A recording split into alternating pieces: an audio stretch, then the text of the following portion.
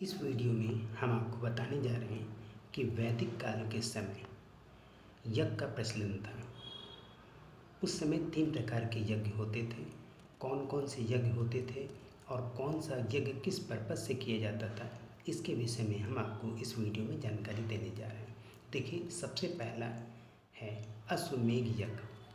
इसमें अश्वमेध यज्ञ में क्या होता था, इसमें घोड़े को यज्ञ करके छोड़ दिया जाता था और घोड़ा जितनी दूर तक जाता था, ये सब पहले से ही डिसाइड था। सबको इस यज्ञ के विषय में जानकारी रहती थी कि यदि घोड़े को यज्ञ करके छोड़ा गया है, इस पूजा पाठ करने के बाद छोड़ा गया है, और सबको इस बात की जानकारी रहती थी कि ये यज्ञ का घोड़ा है। और घोड़े के ऊपर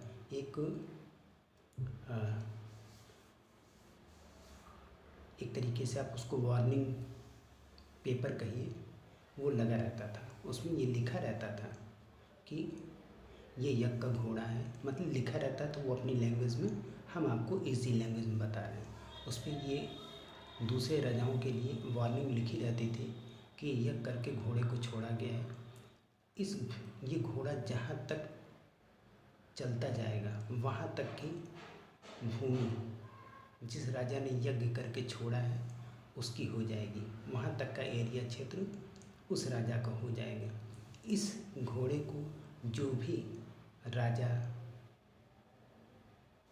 पकड़ेंगे, रास्ता अवरुद्ध करेंगे इसका, उसको जिस राजा ने यज्ञ करके ये घोड़ा छोड़ा है उससे युद्ध करना पड़ेगा। और यदि नहीं,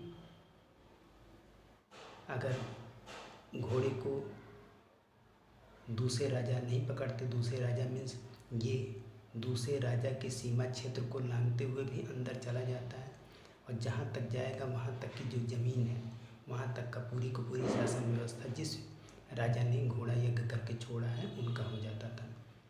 ठीक है। सेकंड नंबर पे आता है वाजपेय यज्ञ। देखिए, वाजपेय यज्ञ किस पर्पज़ से होता था। वाजपेय यज्ञ जो होता था ये राजा के शक्ति प्रदर्शन के लिए होता था। इसमें रथों की रेस लगाई जाती थी। तीसरे नंबर पे होता था राजसूय यज्ञ। ये किस पर्पज़ से था। राजसूय यज्ञ जो था ये राज्याभिषेक के समय इस यज्ञ को किया जाता था, और इसके विषय में कोई बहुत विशेष बातें कंपटीशन की बुक में नहीं बताई गई हैं।